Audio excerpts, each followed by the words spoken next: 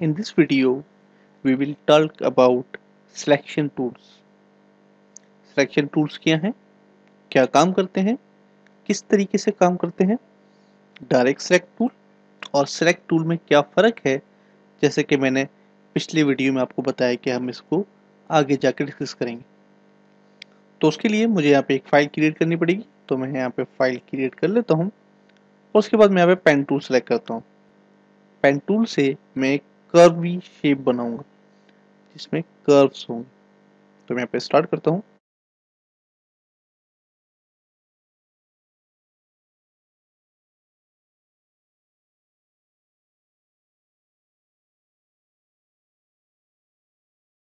अब आप देख सकते हैं कि हमारे पास यहाँ पे एक शेप है, एक पाथ है, एक लाइन है जिसमें कर्व्स हैं। तो मैं डायरेक्ट सेलेक्ट टूल की मदद से इसको सेलेक्ट कर सकता हूँ। जब मैं इसको सेलेक्ट करता हूँ तो मेरे पास यहाँ पे एक और बॉक्स बन जाता है जिसमें काफ़ी सारे पॉइंट्स हैं। लाइन के सेंटर में एक पॉइंट्स है, चाहे वो हॉरिजॉन्टली हो या फिर वर्टिकली हो। यहाँ पे हमारे पास चारों कॉर्नर्स में भी पॉइंट्स मौजूद हैं और इन पॉइंट्स की मदद से हम अपने ऑब्जेक्ट को या फिर शेप को छोटा कर सकते हैं या फिर बड़ा कर सकते हैं। मैं इनको साइड से भी खींच सकता हूँ। मैं इसको अगर और ज़्यादा बड़ा करना है तो मैं यहाँ से इसको ऊपर की तरफ लेकर जाऊँगा, तो ये हमारा शेप जो है वो वर्टिकली बड़ा होगा। अगर मैं इसको हॉरिजॉन्टली छोटा करना चाहूँ तो यहाँ पे वर्टिकली जो शेप हमारे पास जो लाइन आ रही है इसके बीच में जो पॉइंट है इसको सिलेक्ट करके छोटा कर दूंगा। मैं इसको दोबारा बड़ा कर दूंगा और यहाँ से इसको दोबारा नॉर्मल पोजीशन में ले आऊंगा। इसके अलावा मैं इसको रोटेट करना चाहता हूँ 90 डिग्री पे। तो आप यकीनन सोच रहे होंगे कि यहाँ पे फ्री ट्रांसफॉर्म टूल्स काम आएगा, जैसे कि हमारे पास फोटोशॉप में आता है। लेकिन सेलेक्ट टूल की मदद से हम ये बिना फ्री ट्रांसफॉर्म के कर सकते हैं। एडोबी इलस्ट्रेटर हमें ये अलाउ करता है कि हम फ्री ट्रांसफॉर्म के बिना भी अपने ऑब्जेक्ट्स को मूव कर सकें या फिर उनके ऊपर इफेक्ट अप्लाई कर सकें। जैसे ही मैं इस कॉर्नर पे अपना माउस लेकर जाऊंगा तो आप देख सकते हैं मेरे पास जो मेरा आइकन है वो चेंज हो गया। टू साइड उसके जो एरोज हैं वो आ गए हैं और थोड़ा सा कर्व आ गया। अगर मैं यहाँ पे क्लिक करूं और उसको ऊपर की तरफ लेकर जाऊं तो मैं इसको रोटेट कर सकता हूँ। मैं इसको कम्प्लीटली रोटेट कर सकता हूँ। मैं यहाँ पे अगर ये जो सेंटर का पॉइंट है इसके ऊपर लेकर जाऊं तो यहाँ से भी मैं इसको रोटेट कर सकता हूँ। तो हमारे पास यहाँ पे कोई रिस्ट्रिक्शंस नहीं है कि हम सिर्फ कॉर्नर से ही अपने ऑब्जेक्ट को रोटेट कर सकते हैं। मैं यहाँ से भी इसको रोटेट कर सकता हूँ, चाहे वो साइड हो, वर्टिकली या फिर हॉरिजॉन्टली या फिर किसी भी कॉर्नर से, चाहे वो टॉप लेफ्ट कॉर्नर हो या फिर राइट कॉर्नर हो या फिर बॉटम लेफ्ट या राइट कॉर्नर हो। मैं चारों कॉर्नर से इसको रोटेट कर सकता हूँ। इसके अलावा हमारे पास यहाँ पे डायरेक्ट सिलेक्शन टूल है।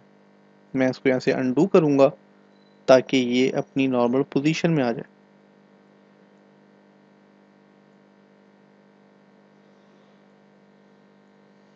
और अब हम डायरेक्ट सिलेक्शन टूल के बारे में पढ़ेंगे। मैं अगर यहाँ पे क्लिक करूँ और डायरेक्ट सिलेक्ट टूल सेलेक्ट करूँ तो ये हमारे लिए क्या करेगा। आपको याद होगा जब हमने ये शेप क्रिएट की थी, जब हमने ये लाइन क्रिएट की है, तो यहाँ पे हमने काफ़ी सारे एंकर पॉइंट्स बनाए। मैं अगर इसको जूम करूँ और इस लाइन को सिलेक्ट करूँ, मेक श्योर कि आपका डायरेक्ट सिलेक्शन टूल जो है वो सिलेक्ट होना चाहिए, ना कि सिलेक्शन टूल होना चाहिए। और अब आप देख सकते हैं कि हमारे पास यहाँ पे इस जगह पे एक पॉइंट है। जैसे ही मैं इस लाइन के ऊपर हवर करूँगा तो हमारे पास यहाँ पे ये टूल जो है हमें बताएगा कि ये पाथ। लेकिन इस पॉइंट के ऊपर जैसे ही मैं लेकर जाऊँगा तो हमारे पास यहाँ पे एक छोटा सा बॉक्स बना हुआ आ जाएगा। इसका मतलब ये है कि हम यहाँ से इस कर्व को या फिर इस पॉइंट को एडिट कर सकते हैं। अगर मैंने कोई शेप बनाई है और मुझे वो एडिट करनी है तो मैं वहाँ पे एक एंकर पॉइंट ऐड करके डायरेक्ट सिलेक्शन टूल से उसको एडिट कर सकता हूँ। अगर मैं यहाँ पे क्लिक करूँ और उसको मूव करूँ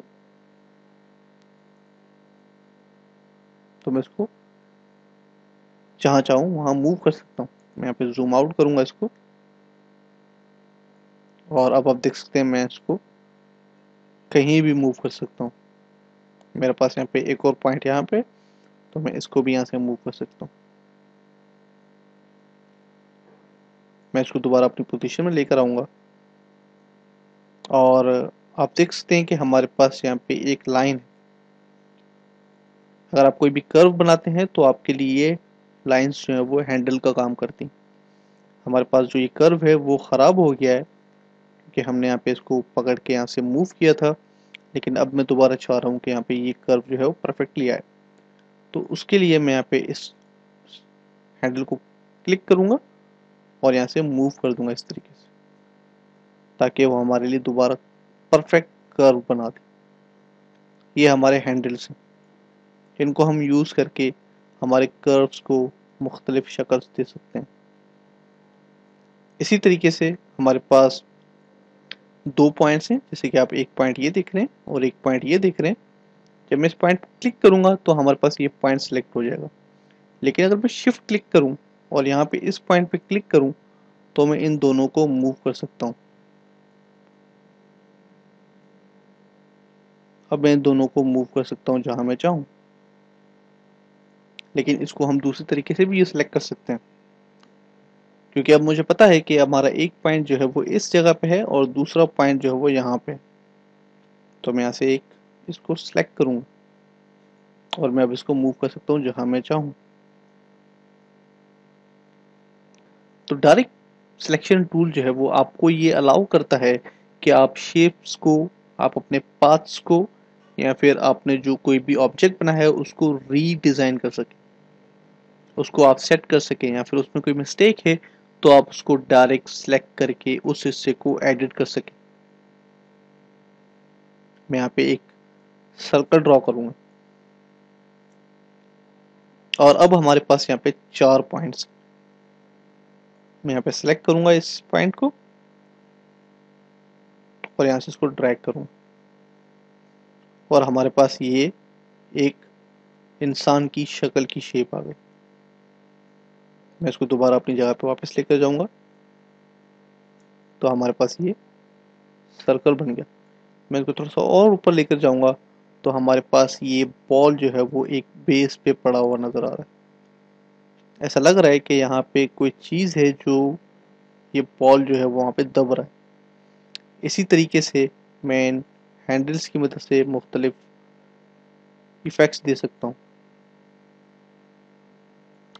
हाँ, मुझे पता है कि ये काफ़ी जो है वो अजीब लग रहा है शेप, लेकिन आप इन हैंडल्स की मदद से अपने किसी भी शेप को या फिर पाथ को मुख्तलिफ इफ़ेक्ट्स अप्लाई कर सकते हैं जो कि आपके प्रोजेक्ट में रिक्वायर्ड होंगे। तो इसको यहीं पे ख़त्म करते हैं, मिलते हैं अगले वीडियो।